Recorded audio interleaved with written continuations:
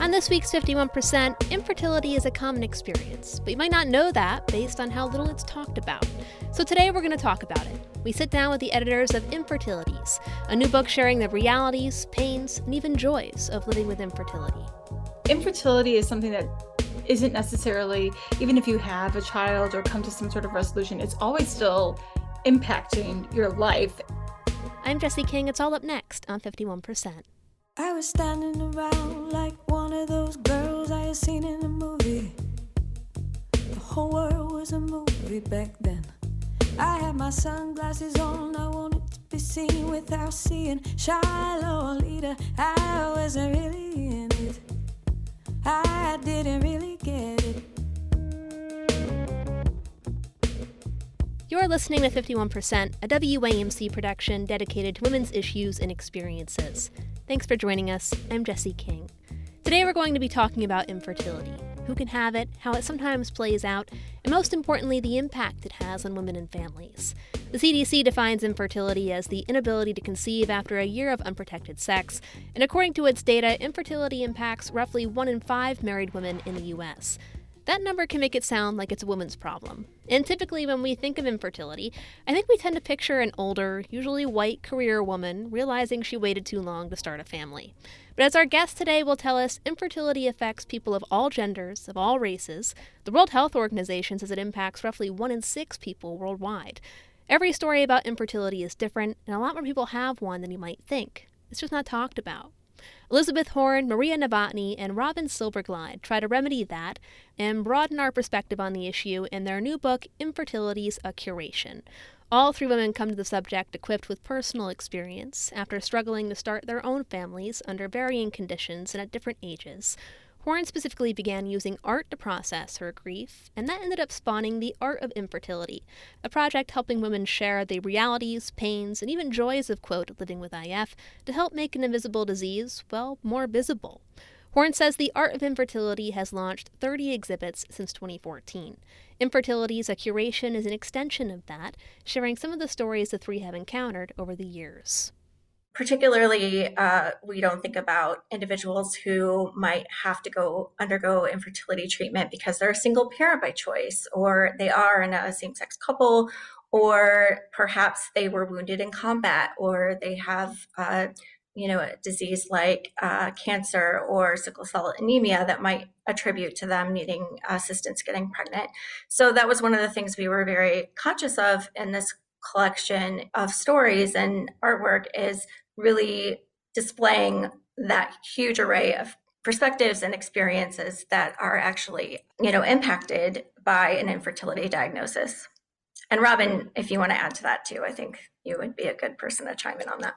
Yeah, we were very conscious in putting the book together to demonstrate the vast array of experiences and understandings of infertility. So the title of the book, right, Infertilities, plural, is really meant to demonstrate both demographically and also diagnostically and experientially, right, the vast array of ways that we might understand what infertility, what it is and how it affects individuals. So I am, just to, I guess, be concrete, a single parent by choice. My kind of on-ramp to starting my family back in 2002, which is stunning to think about, was going to a fertility clinic. And what does that mean in terms of a diagnosis, right, in a chart? Because at the time, and until very recently, infertility was understood to be the lack of conception after a year of heterosexual sex.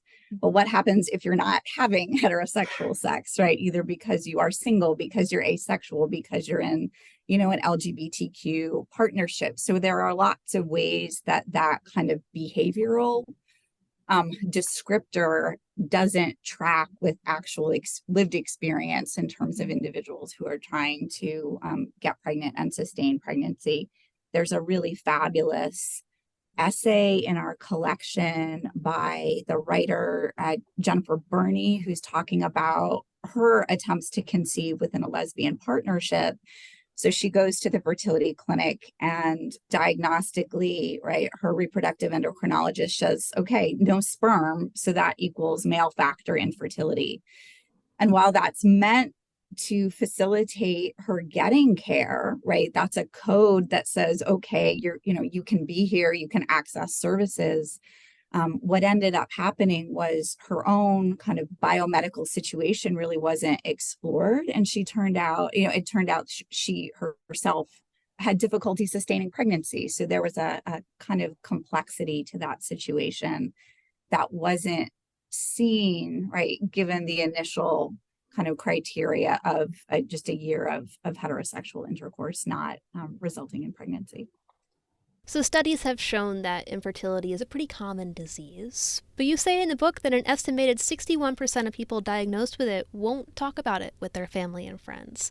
I guess, why do you feel that there's so much stigma around it, or that it's so hard for us to talk about? Yeah, this is Maria. So I can talk a little bit about, this idea of stigma. I think a lot of people are still shocked that, why does infertility still have to be this experience in silence and isolation? And I think it's really because there's so many different, right, challenges and hurdles that come with conquering or trying to defeat, if you want to say that, infertility. There's really like a no size fits all type of solution, right, to treating infertility, because, as Robin said, it's infertilities. There's so many different reasons, causes, right, experiences that kind of contribute to an infertility diagnosis. But I also think that just within our culture, and I think that this is what we're trying to do in the book as well, is we produce these narratives, right, that women, especially young girls, right, can control their fertility, that we should have reproductive autonomy. And so often it's really just reduced from this idea of when we want to actually have a child and how to control that, or the need to have access to abortion services or other forms of reproductive care. And too often, right, infertility is not actually included within that conversation as well. So Robin and myself and Elizabeth, we really try to mentor actually a lot of college age students around this idea that infertility might be something that you experience, not right now, right, but something later on in your life. And how do we really change that education that we're providing to, especially, right, young women, about what it means to be a reproductive body, to be more inclusive of this idea of infertility and just, reproductive loss in general. We've discussed a little bit on this show some of the more technical sides of infertility on previous episodes, the different factors that contribute to infertility, what treatment options are available, how to find a doctor, etc. Your book deals more with the emotional side of things. So to be clear for those at home, you guys are not doctors, but I still think it would be good to kind of go over some of the remedies that you tried and that you saw people trying. What options were out there and what was that process like for you? Very often, someone, if they do have access to an egg and sperm and a womb on their own and don't need additional assistance to achieve getting those to be able to move forward with a potential pregnancy, will start out, by having sex for a time. It doesn't result in a pregnancy, so eventually they end up at their doctor. A lot of times the first avenue is using some medications that might help, strengthen or induce or increase the number of eggs that you produce during ovulation. From there, people generally move on to intrauterine insemination, which gives the sperm a greater chance of reaching the egg because they actually prepare the sperm and put it inside the uterus, and so it doesn't have as far to go.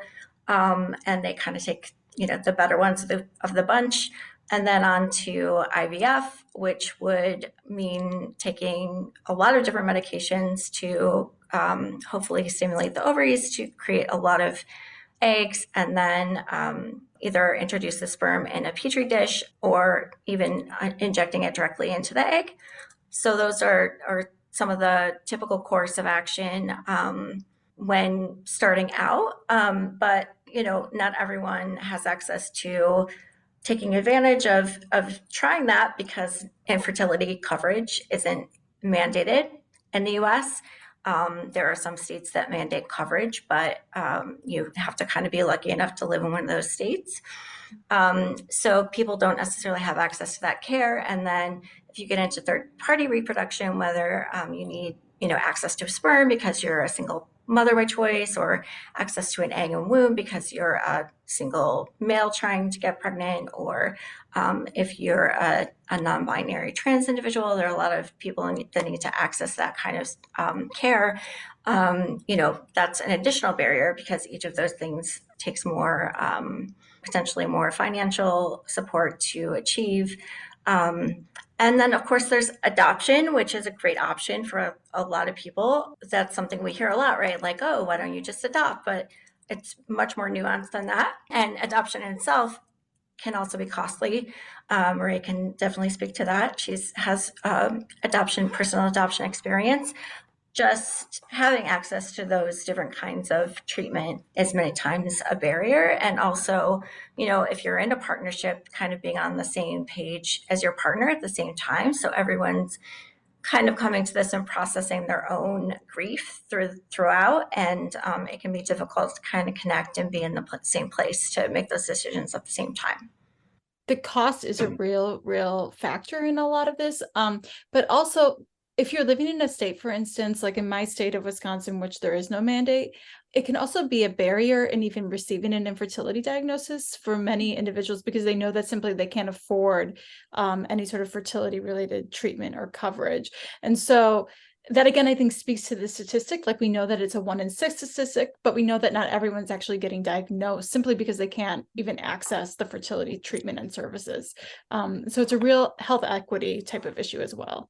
Maria, would you be comfortable sharing your story about adoption? I think it's an option that, a lot of people lean on, but, there's a whole process to that too.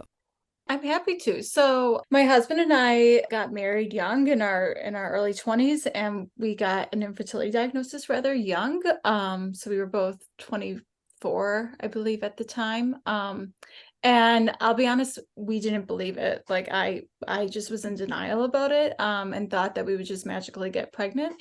And so we also just didn't have the money, to be quite honest with you, either, to do any sort of treatment or even think about adoption. I mean, we were both right out of college and had a lot of debt. And I think there's also a lot of people who are in similar types of positions even now. And that was, more than 10 years ago.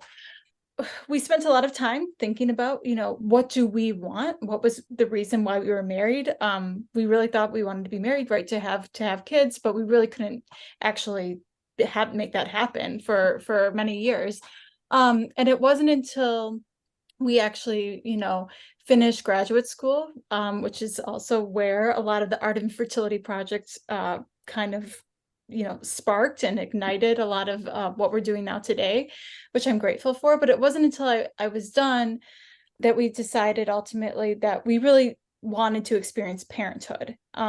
So for me, fertility treatment simply was not an option I was interested in because I didn't need to actually carry the child. And that's a unique decision. Not everyone feels that way. There are a lot of people and a lot of experiences in the book where people want to experience pregnancy, and that's a legitimate, valid choice.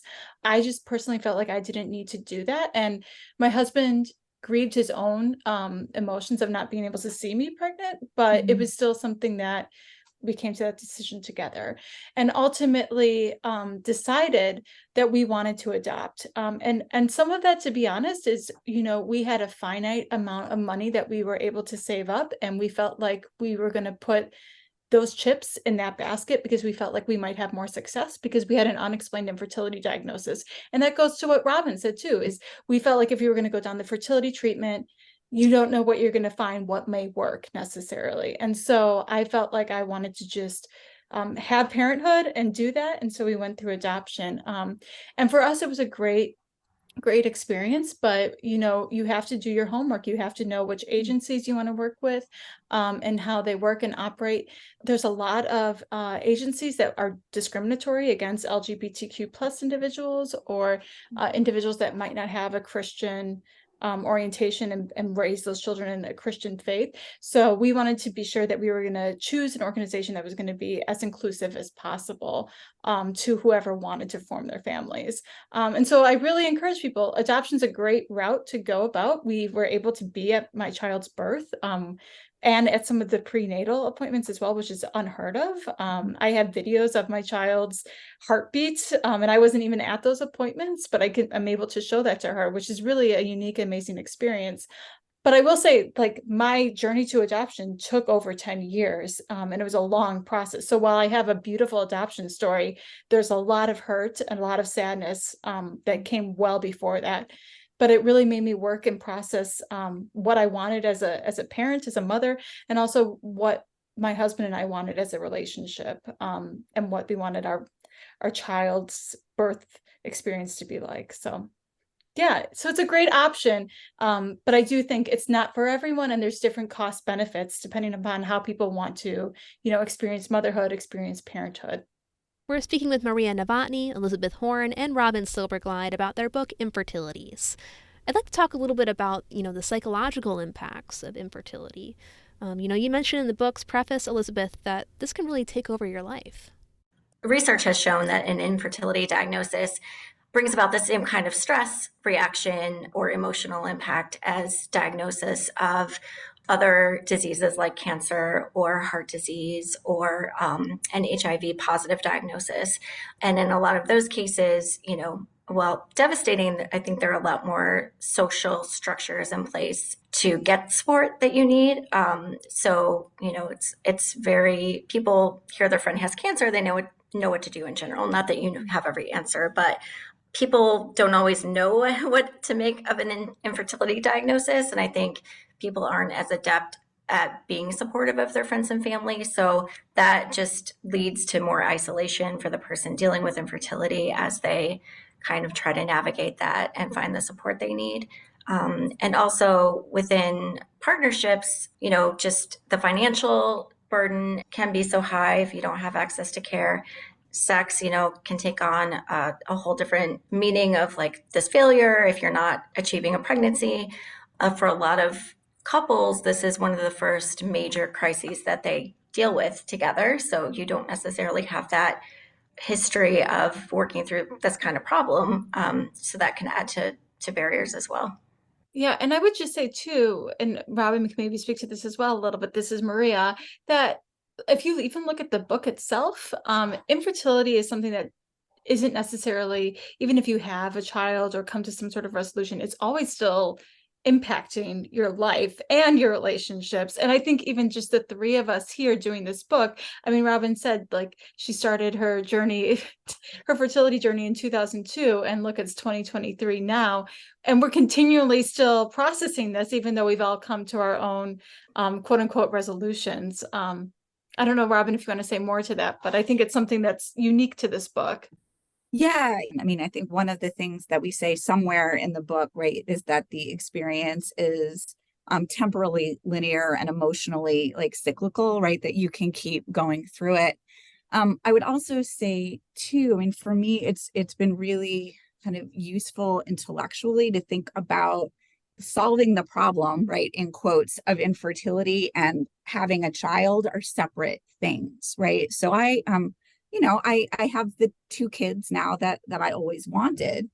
That's kind of success, right, in a very traditional way of understanding infertility, but I'm very much still thinking through and processing that experience and my understanding of myself as identifying as an infertile individual. That's not going to go away, I imagine, ever, right? I also wanted to circle back a little bit because, in my experience, I can definitely think about the kind of psychological effects of infertility outside the experience of a couple. But I think one of the ways that infertility is very unique compared to something like going through cancer, where there is a clear path and you undergo treatment and then there is an end to that. Mm-hmm. Infertility, you keep redirecting and trying new things, and it doesn't, even for those individuals and couples who do land at a clinic, it doesn't necessarily resolve quickly in the way that TV would make us think, right? It can be many months, many years. And when do you as an individual or as a couple decide to get off that that ramp, right, and try something else. This book uses a combination of essays, you got vignettes, you've got poems and artwork to help get participants' stories across.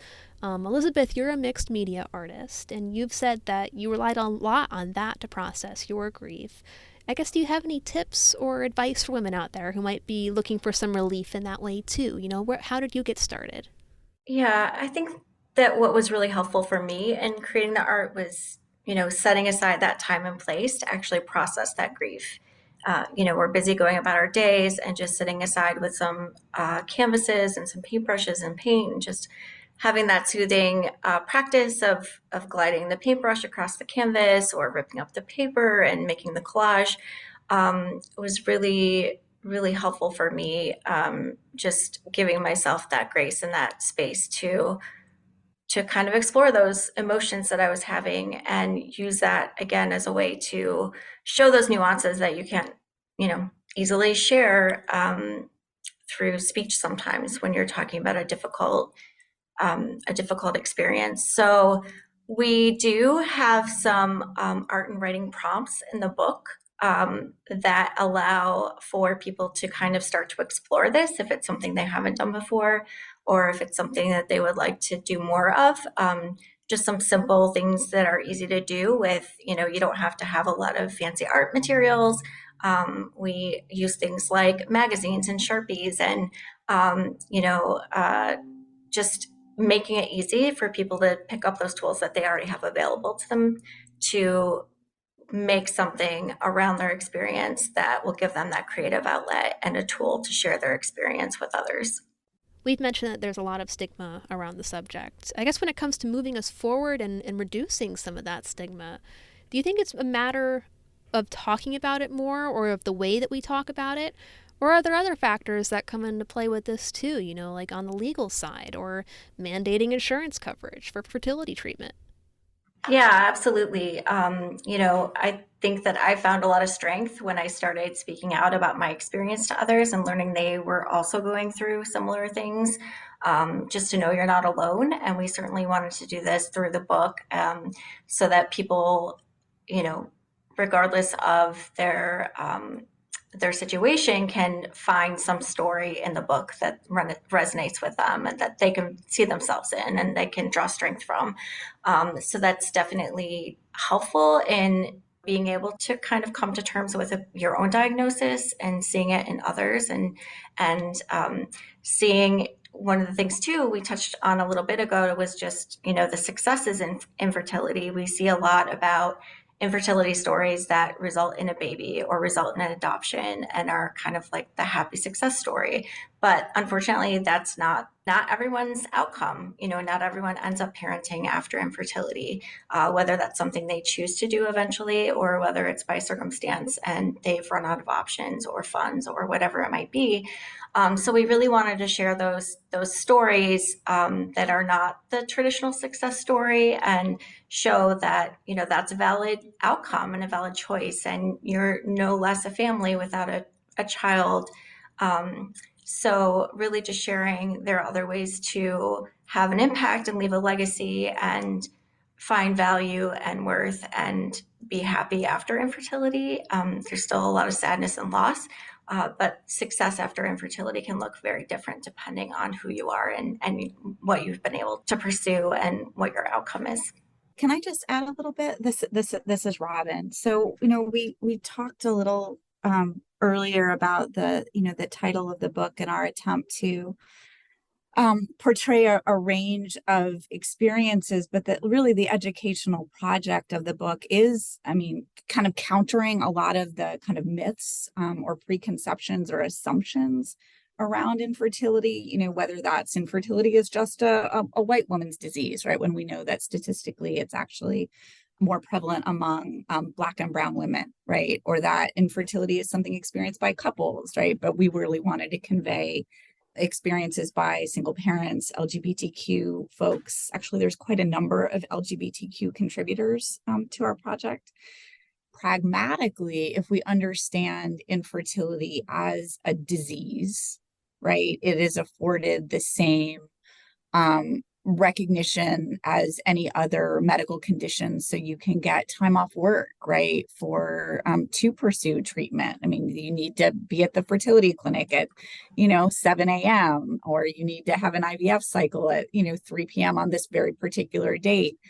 Just allowing for, I guess, greater access to medical care would definitely be an important reason to reframe it, right, as a disease. I don't know, Maria, if you want to jump in here too. It matters how we define infertility because it has a lot of impact, right, on laws, on legislation, on access to care. And as a rhetorician, this is something that I think about often in my work because there are other scholars in my field who have traced, we used to talk about infertility, right, from this idea of being barren, and then we moved more into like sterility, right, and now we talk about infertility and what that is. And I think honestly, I would make the argument that our book is trying to put forward, right, infertilities, right, again, not just to be more inclusive, but to understand the nuances of infertility and how those get really amplified when you're trying to simply build your family or work yourself through your family building types of options. Well, lastly, I guess, is there one thing that you hope readers take away most from this book? And I guess, specifically healthcare workers and healthcare professionals, is there anything that you'd like them to take away from these stories? I mean, that's part of the decision of how we created the book, is we want this to be something that can be used in a fertility clinic, so for fertility patients to see, but also for, of course, medical students and those who are training to be reproductive endocrinologists. There are so many people just within the clinic itself that often, right, don't necessarily receive the same type of quality training about how to be patient engaged, patient centered. For instance, even like the receptionist or a nurse, we have multiple stories and experiences included within the book that really reflect on the miscues that happen when you receive a certain diagnosis or outcome that's not necessarily from your fertility doctor, but often from your fertility nurse or from the receptionist itself. And so we're really hoping that the book can be used, right, as a way to kind of provide a variety of different portraits into what range of experiences an infertility patient may be coming into that clinic with, and really help improve the patient care that we know fertility clinics want to be patient-centric and they want to provide great care, but there are just so many different outcomes and factors and engagements that simply need a touch point, and that's what we're trying to do a little bit with this book. That's Maria Novotny, an assistant professor of English at the University of Wisconsin-Milwaukee and a co-editor of Infertilities, a Curation, which includes stories, poems, and artwork from individuals and couples who have struggled with infertility. Her co-editors are healthcare communicator Elizabeth Horn and Robin Silbergleid, professor of English at Michigan State University. The book is out now through Wayne State University Press, and it stems from a project run by all three of our guests called The Art of Infertility, using art to help individuals process and vocalize their experiences. To learn more about that project, you can go to artofinfertility.org. Thank you all so much for coming on. Thank you so much for taking the time to talk to us. Yeah. Thank you.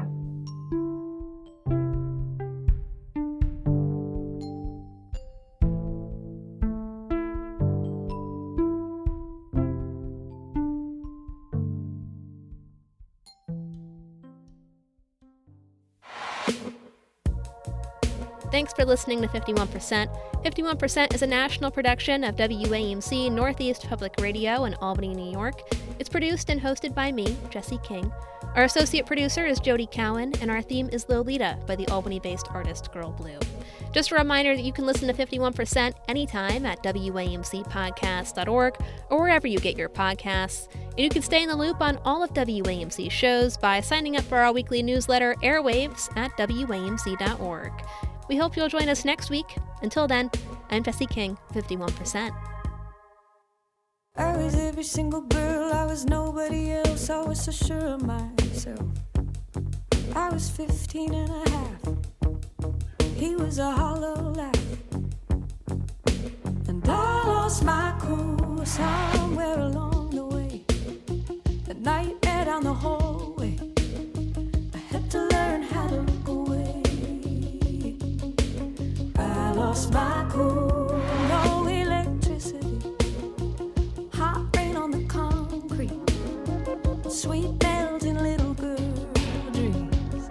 They sit